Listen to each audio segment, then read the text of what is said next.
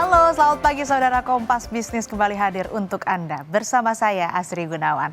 Saudara, bukan Donald Trump kalau ucapannya nggak mengguncang dunia. Bikin ketar-ketir, bikin berpikir. Dan kalau mengacu di jilid pertama kekuasaannya, bikin meriang dunia. Banyak ekonomi yang langsung bilang kebijakan Amerika yang pro kekayaan pengusaha dan pro kesejahteraan domestik lewat tarif ini membuat ekonomi global menjadi rentan. Kompas Bisnis kemarin juga sudah pakai data Bank Dunia. Sekali Trump menunaikan janjinya getok tarif tinggi, pengaruhnya ke pertumbuhan ekonomi ini sampai 2,7% point to point. Trump tanpa sungkan bilang pemerintah gagal melindungi warga negara Amerika.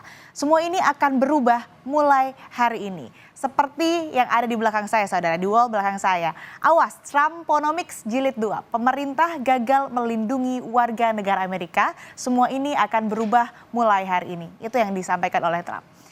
Nah, saudara, lalu apa saja cywar Trump pada dunia? Nah, kita akan lihat di data berikutnya. Nih.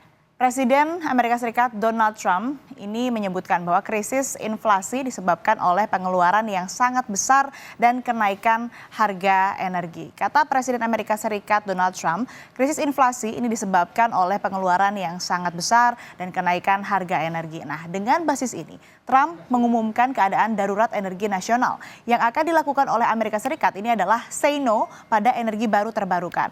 We will drill, baby drill, kata Trump. Nah, bisa diartikan Amerika ini akan terus mengeksploitasi sumber energi fosil. Dengan klaim memiliki jumlah minyak dan gas terbesar di bumi, Trump akan memakainya. Kami kutip pidato Trump lagi yang menyebutkan bahwa kita akan menggunakannya. Kami akan menurunkan harga, mengisi cadangan strategis lagi hingga penuh, dan mengekspor energi Amerika ke seluruh dunia. Trump melanjutkan, kami akan mengakhiri Green New Deal. Green New Deal atau kesepakatan baru hijau ini adalah untuk mengatasi masalah iklim menurunkan emisi karbon. Oke, pengendalian inflasi lewat jalur energi. Lalu apa lagi kebijakan Trump? Kita ke data berikutnya. Nah, saudara, Presiden Amerika Serikat Donald Trump ini menyebutkan Amerika akan menjadi negara manufaktur sekali lagi, mencabut mandat kendaraan listrik, menyelamatkan industri otomotif. Amerika akan menjadi negara manufaktur sekali lagi dan memiliki sesuatu yang tidak akan pernah dimiliki oleh negara manufaktur lain. Begitu kata Trump. Nah, akan menggairahkan sektor manufaktur, artinya akan mendukung bisnis yang berkembang di dalam negeri begitu. Nah, sangat pro pada dunia usaha alias pro bisnis. Siapapun yang mau merelokasi pabriknya ke dalam Amerika akan menikmati insentif. Pajak perusahaan produsen domestik akan diturunkan dari 21% ke 15%. Apa yang bisa diwaspadai dunia? Artinya tidak cuma tarif, akan terjadi perang insentif di investasi langsung. Apa hubungannya dengan kerentanan dunia? Perang insentif ini bisa membuat penerimaan sebuah negara di luar Amerika juga turun. Karena masing-masing negara ini berusaha mencegah pabrik hengkang atau syukur-syukur tetap mau masuk. Nah, Indonesia juga harus mewaspadai ini. Bagaimana dengan tarif dan pajak? Kita ke data berikutnya. Nih saudara, ya menyebutkan Donald Trump ini menyebutkan kembali kami akan mengenakan tarif dan mengenakan pajak kepada negara asing untuk memperkaya warga negara kami. Nah, ulang lagi ya saudara, angka-angka tarif yang sudah dipresentasikan, Trump akan kasih tarif impor 100% ke negara yang meninggalkan dolar Amerika Serikat. Kemudian tarif barang Tiongkok naik jadi 60% sampai 100%, terutama untuk mobil listrik.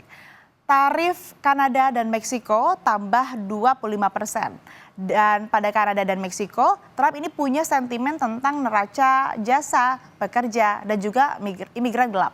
Nah, inilah poin ekonomi pidato Trump yang membuat bursa saham Amerika Serikat bersorak. Wall Street di dalamnya ada Dow Jones, ada S&P 500, dan ada saham teknologi Nasdaq. Semua hijau. Paling ketiban cuan ini adalah Elon Musk yang sahamnya menyentuh titik tertinggi sejarah. Bagaimana market Indonesia? Kita ke data berikutnya. Nah saudara, indeks saham Indonesia kemarin boleh saja hijau dan ditutup naik tipis ke 7.170. Tetapi lihat dana asing yang hengkang atau kabur. Nah ini adalah dana asing yang kabur begitu yang hengkang di tanggal 20 Januari ada 276,27 miliar rupiah. Kemudian ada periode dari 1 sampai dengan 20 Januari totalnya ini 2,69 triliun rupiah.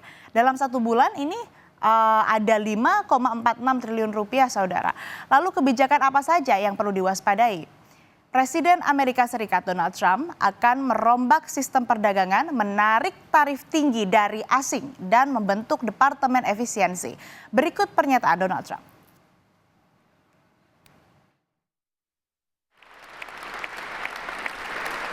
I will immediately begin the overhaul of our trade system to protect American workers and families. Instead of taxing our citizens to enrich other countries, we will tariff and tax foreign countries to enrich our citizens.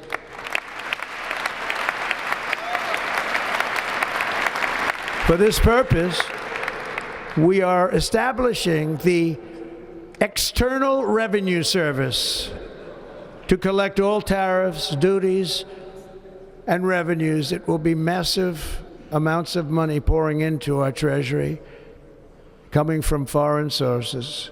The American dream will soon be back and thriving like never before. To restore competence and effectiveness to our federal government, my administration will establish the brand new Department of Government Efficiency.